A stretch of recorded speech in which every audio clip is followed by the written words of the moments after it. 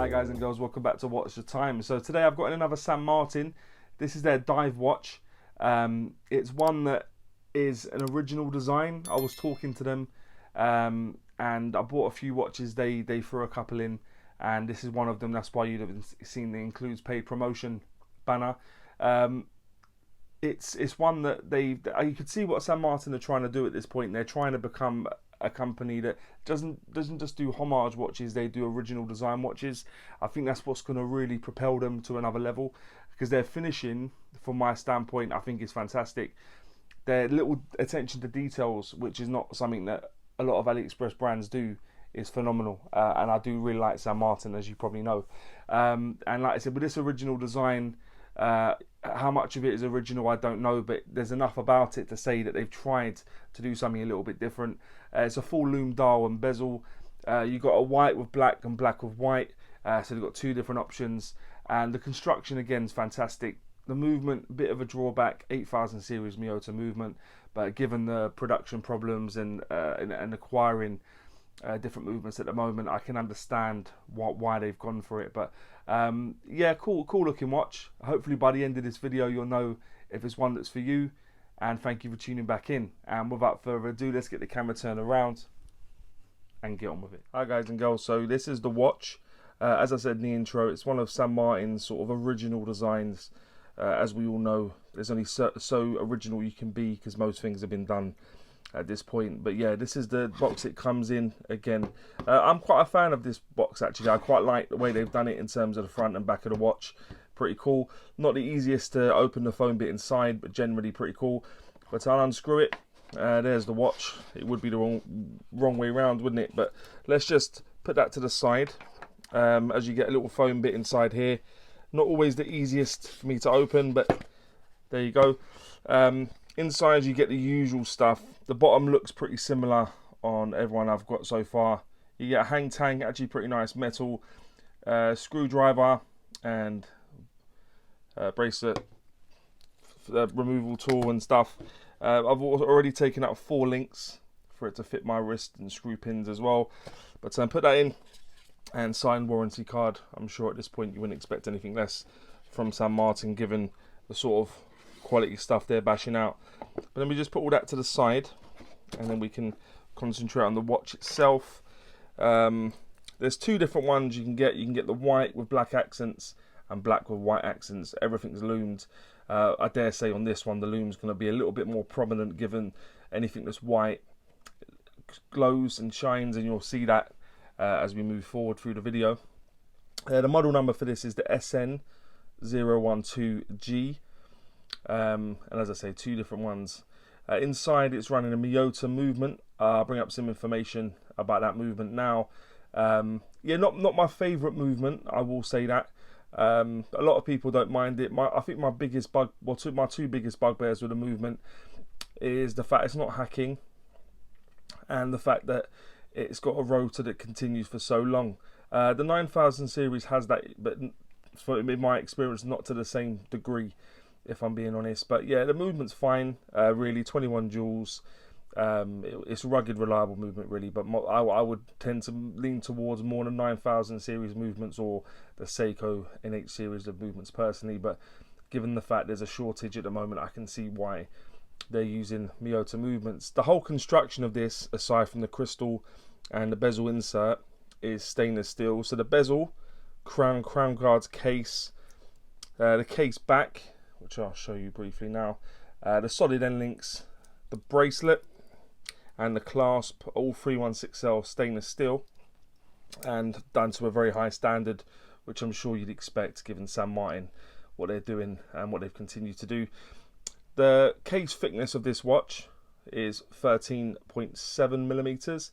The case diameter, I normally measure it at 8 to the 2.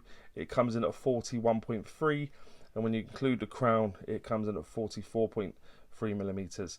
The lug width is 20. That does taper down to 18 at the clasp, and back up to 20 at the clasp.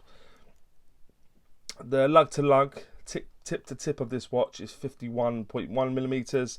Unfortunately, they do flare out, but it is female end links, so as you can see, it doesn't add any more length to the watch, which is cool. The bezel on this is a ceramic bezel, and I quite like they've gone for sort of like the brushed ceramic look, the way they went on for on the Exciton, for instance. And there's a 120 click unidirectional bezel. I'll let you listen.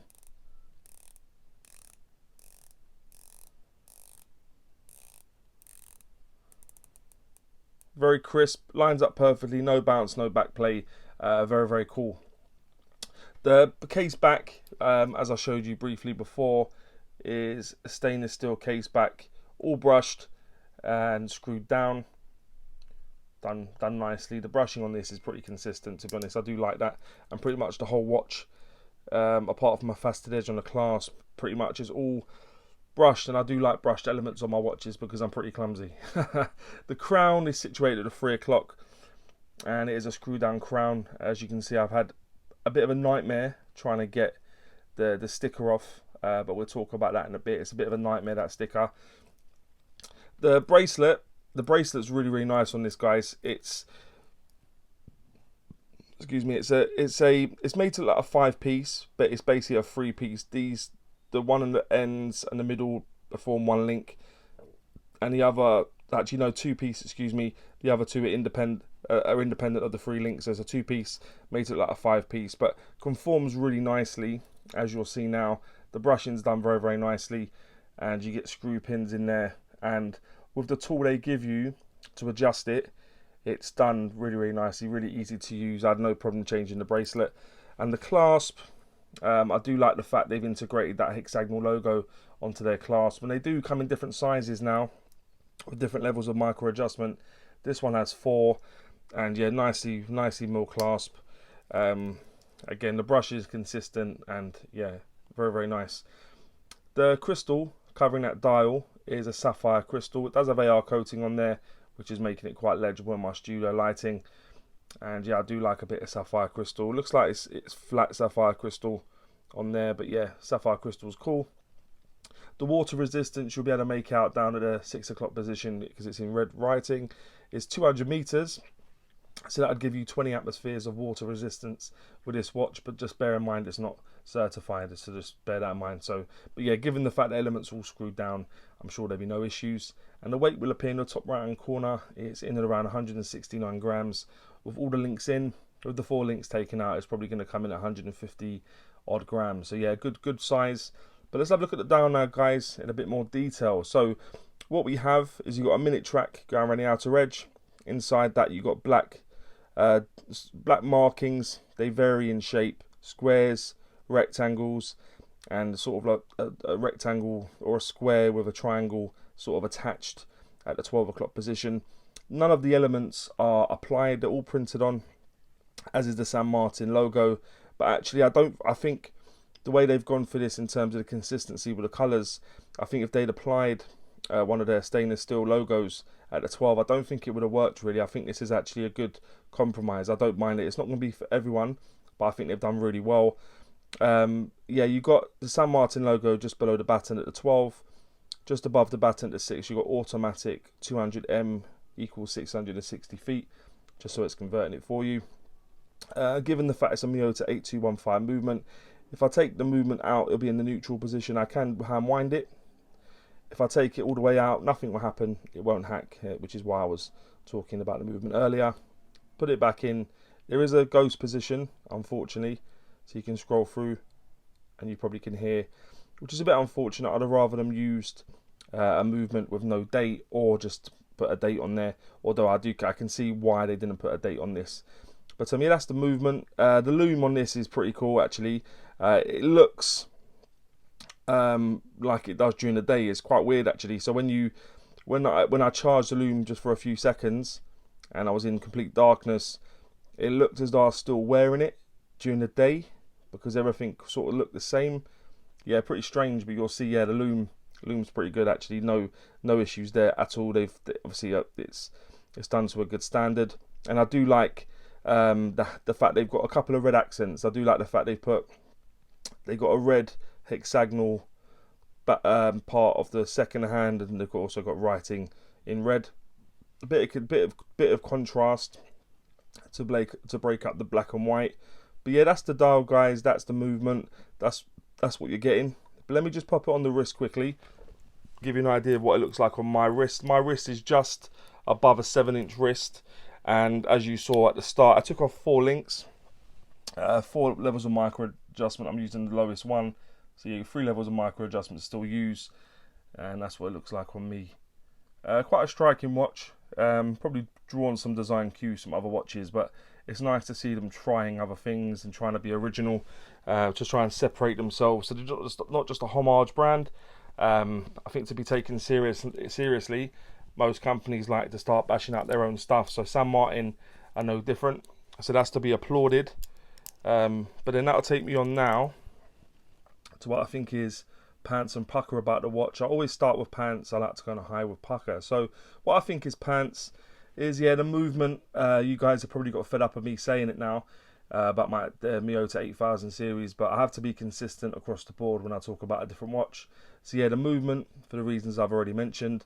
The ghost position on the movement also is a bit disappointing. They could have chose a no date 8000 series movement, I'm sure, without any problems, and given the fact they're bashing out in quite a few watches, they wouldn't have had a problem with picking up them in bulk either. The sharp edges, so the bezel, the crown, they feel a bit unfinished. They do feel quite sharp to touch. They could have done with a bit more refinement, because they're the parts you're going to actually be tactile with in terms of engaging the bezel and the crown. So it would have been nice if they'd finished them a little bit more subtly. And the sticker on the crown, I've got to say, it's really getting on my bits at this point, because sometimes they're easy to take off, other times not. So I would have liked them to just not apply it. They don't need to have a sticker on, I don't think, given the fact that they come so well wrapped. It comes in a nice box. Nothing's going to happen in transport. Do you know what I mean? They don't need to put that sticker on there. Where I've had a couple of issues now where I just can't get it off for love nor money. So yeah, the sticker on the crown also. Just to surmise, I'll go with the movement. I'll go with the ghost position on the movement, the sharp edges, and the sticker on the crown. In terms of what I think is Pukka, I'd go with the sapphire crystal. I do like sapphire crystal. Again, I know I say it in most videos that have sapphire crystal, but again, for consistency, I do need to mention it. The legibility on this watch is phenomenal. From wearing it, literally, no matter what the light conditions was, I could tell the time. It was really, really nice. There's been no issues with that. The red accents, as I've mentioned, I do like the fact they put a couple of red accents on there just to offer a bit of contrast to the watch. So you can, yeah, it just breaks up the black and white, as I've said. The loom on this is different gravy, I've got to say. I can't knock the loom. Bezel and the dial is, yeah, done to a great standard. The bezel itself, I forget the sharp edges, but in terms of the alignment, in terms of the engagement, in terms of the clicks, no bounce, no backplay, yeah, very, very nice. And the clasp and the finishing. So the clasp, I do like these clasps. I do prefer them to the ones they were bashing out before. Not bad clasps, but these clasps are very, very nice. Finish very, very nice as well. And just the finishing, guys, in terms of the brushing, they do throughout the watch, as you'd have seen the longitudinal brushing there, that is done beautifully. The brushing, the attention to detail of San Martin is fantastic, and I think that's why they've developed and pushed on as much as they have, really. So yeah, just to surmise what I think is Pukka, as I'll go with the sapphire crystal, the legibility, the red accents, the loom, the bezel, the bracelet, the clasp, and the finishing of the watch in general. And would I recommend this watch? Yeah, I would actually. I think the size, I think the finishing, I think it's disappointing with the movement, but coming in at the price it is, I'll leave the price just here, I think it can be forgiven, really. I think it's a great proposition and one that would probably serve you for many, many years. So yeah, I'd definitely recommend this watch. But guys and girls, let me know what you think about this watch, and maybe any other watches you may want to see on the channel. And as always say, don't forget to like and subscribe, and always watch your time. Take care, guys. All the very best.